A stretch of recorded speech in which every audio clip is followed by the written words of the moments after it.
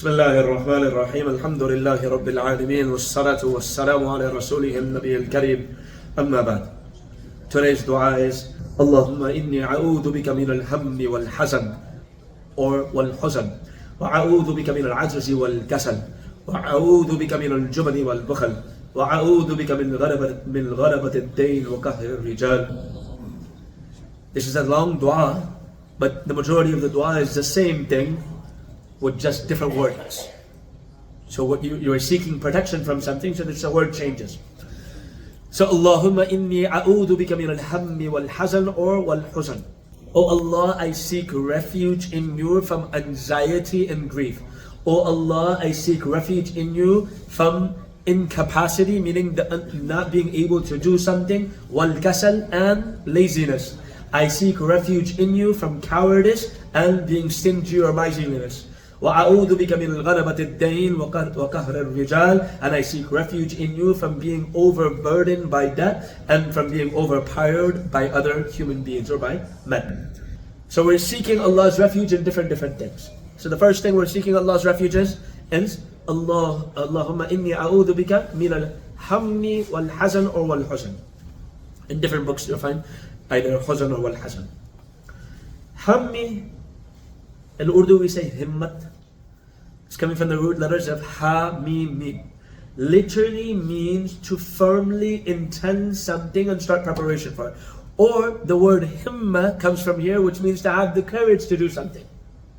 Or if you remember in the story of Yusuf alayhi salatu wassalam with Zulayka, in the story of Yusuf alayhi salatu wassalam, when Zulayka was trying to seduce Yusuf alayhi salatu wassalam, وَلَكَدْ هَمَّتْ بِهِ وَهَمَّ بِهَا. وَلَكَدْ هَمَّتْ بِهِ. She gained the courage, meaning she made a strong intention to do something wrong. So himma.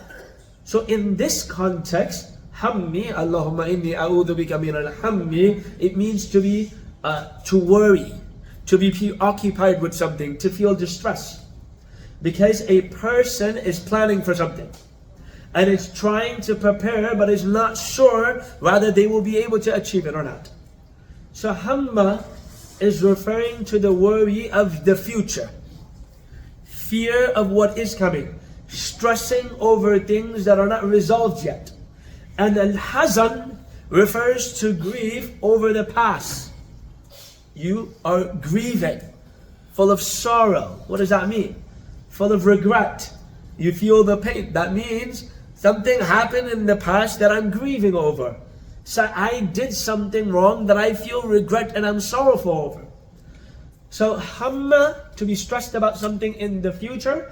Al-Ḥazan, to be grieving over something that happened in the past. So this dua is, we're asking Allah to protect us from worrying too much about the future or grieving too much over the past.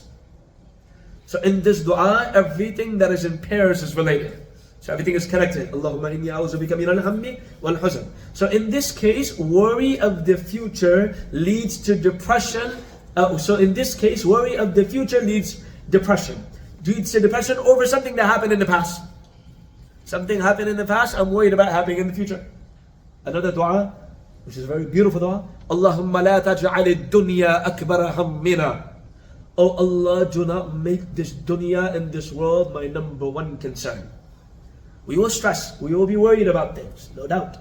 But whatever we're concerned about, we're worried about, don't let the world and this dunya be the number one thing we're concerned about. Allahumma la taj'al ad-dunya akbara hammina.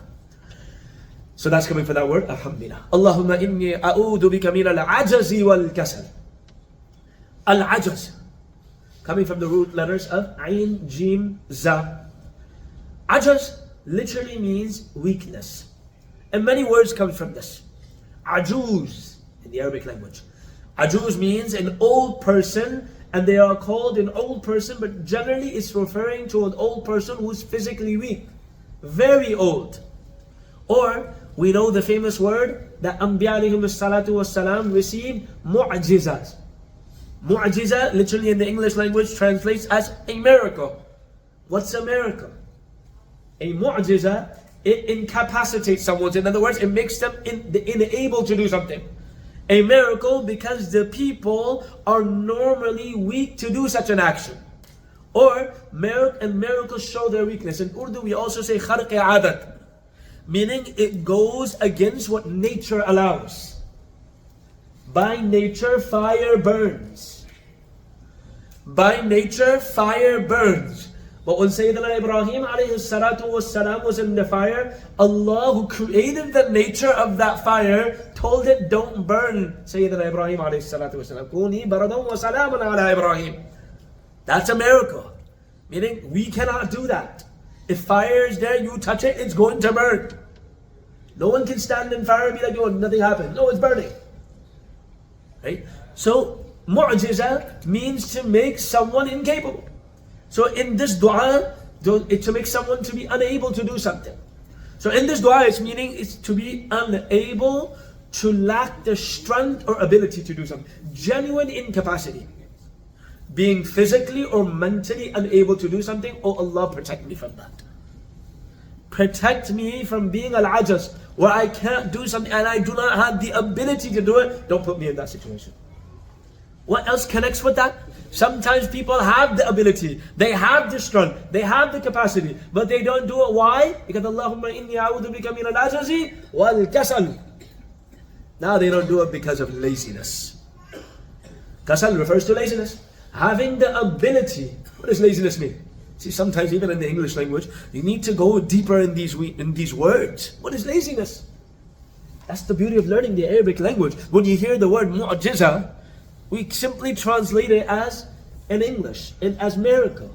But when you say it in Arabic, the meaning that automatically comes to the mind is that mu'jiza is someone that makes someone ajiz, meaning he's not able to do this thing. But a miracle is the fact he's able to do it. So in Arabic, we go deeper into the meaning. That's the beauty of it. This is why one of the hikmas and the wisdoms behind why the Arabic language was chosen for the Quran.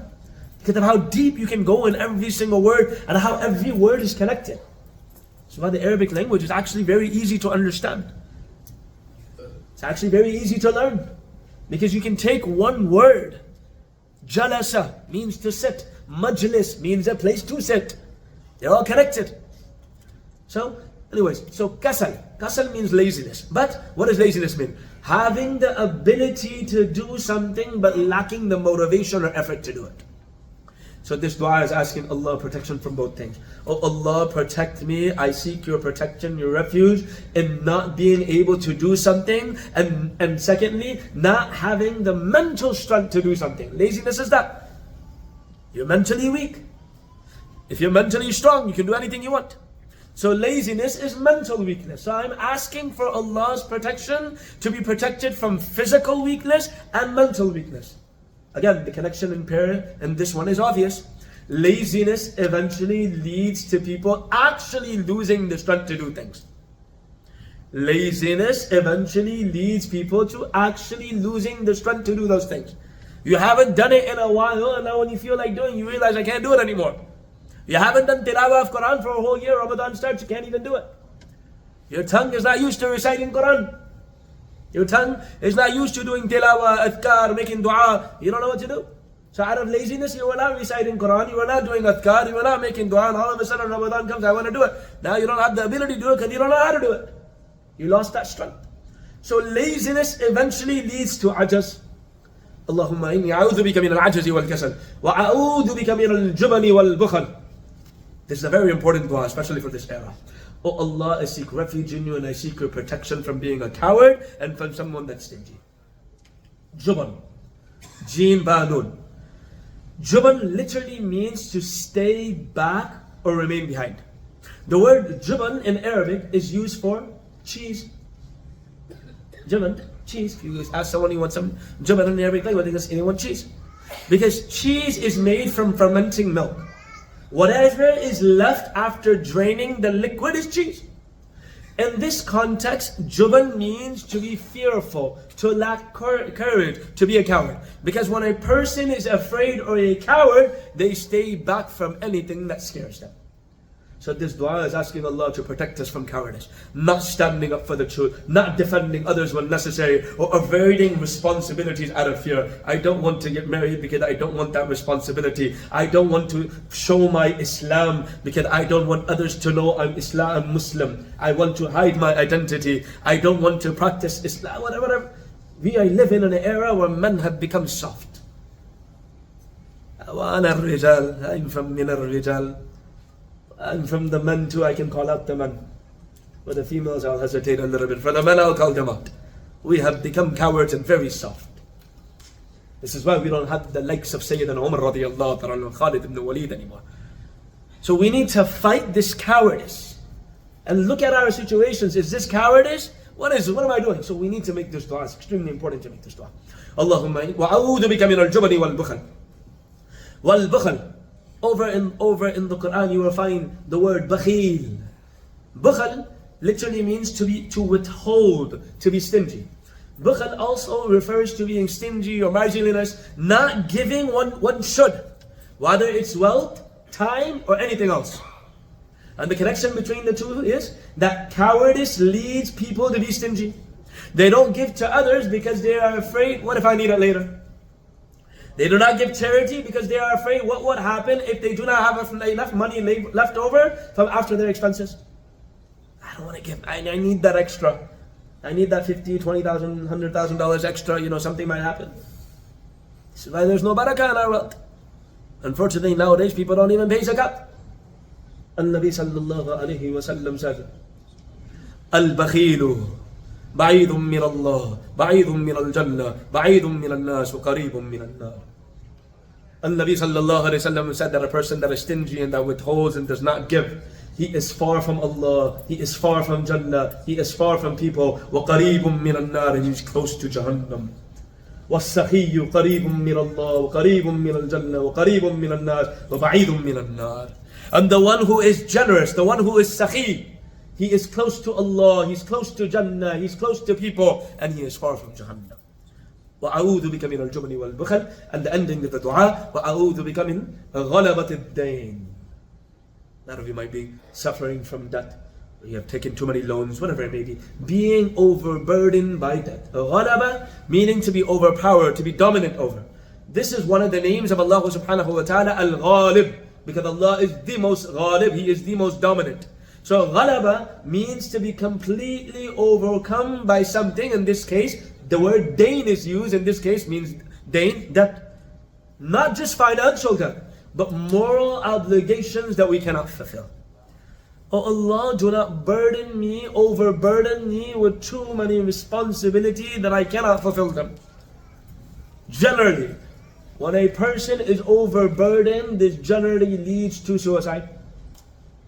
This generally, too much responsibilities. Can't take care of my wife, can't take care of my kids. Too much financial, I can't do it. I might as well just end my life. Allah protect us. وَأَعُوذُ بِكَ مِنْ غَلَبَةِ الدَّيْنِ وَقَهْرِ الرِّجَالِ. قَهْرِ الرِّجَالِ, being overpowered by men, meaning to be subdued, to become overpowered, to oppress. The name Al-Qahhar comes from this because Allah is the one who overpowers all. Qahar refers to domination that crushes a person, whether emotionally, physically, or socially. Rijal literally means men.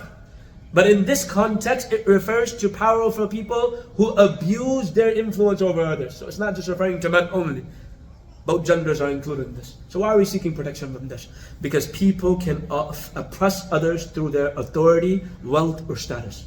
And oppression can lead to feelings of helplessness, despair, and even loss of iman.